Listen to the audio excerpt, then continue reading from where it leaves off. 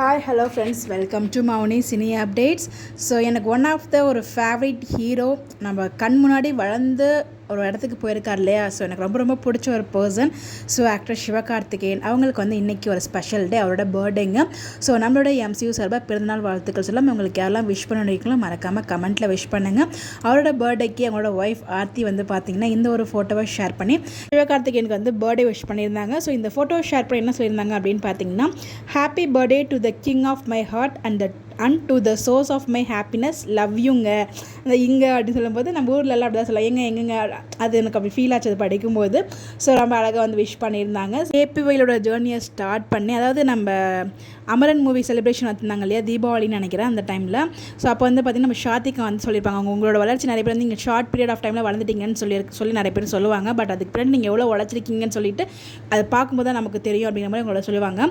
So KPYல நீங்கள் start பண்ணிங்க, அதுக்கப்புறம் ஒரு சப்போர்ட்டிங் ஆங்கராக இருந்தீங்க, அப்புறம் மெயின் ஆங்கராக இருந்தீங்க, அதுக்கப்புறம் சப்போர்ட்டிங் ரோல்ஸ் பண்ணீங்க, அப்புறம் வந்து ஒரு கமர்ஷியல் மூவிஸாக மட்டும் பண்ணிட்டு இருந்தீங்க. அப்புறம் என்ன பண்ணுவார் நம்ம எதிர்பார்க்குற லெவலுக்கு வந்து எல்லா ஜேர்னலுமே வந்து ஒரு ஆக்ட் பண்ணுறாரு அப்படிங்கிற மாதிரி சொல்லி அவங்களுக்கு நேராகவே சொல்லியிருப்பாங்க. இதுதான் அவரோட வளர்ச்சி. ஸோ எங்கே இருந்து எங்கே போயிருக்காரு, எந்த ஒரு பேக்ரவுண்ட் சப்போர்ட்டுமே இல்லாமல் இப்போ வந்து ப்ரொடியூசராகவும் ஆயிருக்காரு.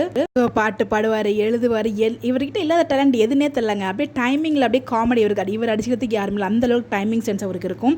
ஸோ நல்ல ஜென்யூன் பர்சன் அண்ட் ஒரு டவுன் டு எர்த் பர்சன்.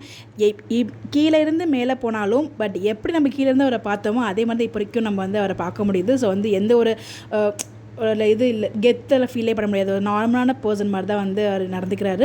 அந்த டவுன் டு எர்த் பர்சன். நம்ம எந்த லெவலுக்கு போனாலும் நான் வந்து எப்பயுமே உங்களுக்கு ஒரு ஹீரோ, உங்கள் ஒருவன் அப்படிங்கிற மாதிரி வந்து பார்த்திங்கன்னா நம்ம வீட்டு பிள்ளை நம்ம விஜய் டிவி வந்து கொண்டாடுற மாதிரி அதுக்கு ஏற்றதுக்கு அந்த நேமுக்கு ஏற்ற ஒரு ஹீரோ இவர் தான். உண்மையாக சொல்லணும்னா என்ன சொல்லணும்னு தெரியுது, உளறிட்டு இருக்க நல்லா தெரியுது, எனக்கு ரொம்ப பிடிக்கும் அவரை.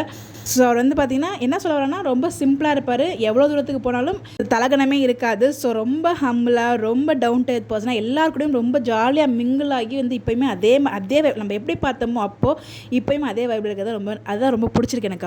அவருக்கு இன்னும் மேலும் ரசிக்கிறதுக்கு காரணம் அதுதான். ஸோ அவருக்கு அமரன் வந்து நல்ல ஹிட் கொடுத்துச்சு. அதுக்கப்புறம் அப்கமிங் வரப்போகிற எல்லா ப்ராஜெக்ட்டுக்கும் நல்ல ஹிட் கொடுக்கணும். அவர் என்ன ஆசைப்பட்டாரோ அது வந்து அது எல்லாமே அவருக்கு கிடைக்கணும் அப்படின்னு சொல்லிட்டு நம்மளோட பெஸ்ட் விஷஸ் சொல்லிடலாம். ஸோ எப்பயுமே ஹாப்பியாக சந்தோஷமாக இதே மாதிரி இருக்கணும் அப்படின்னு சொல்லிட்டு நம்மளோட best wishes and one second happy birthday to Shiva bro. Thank you.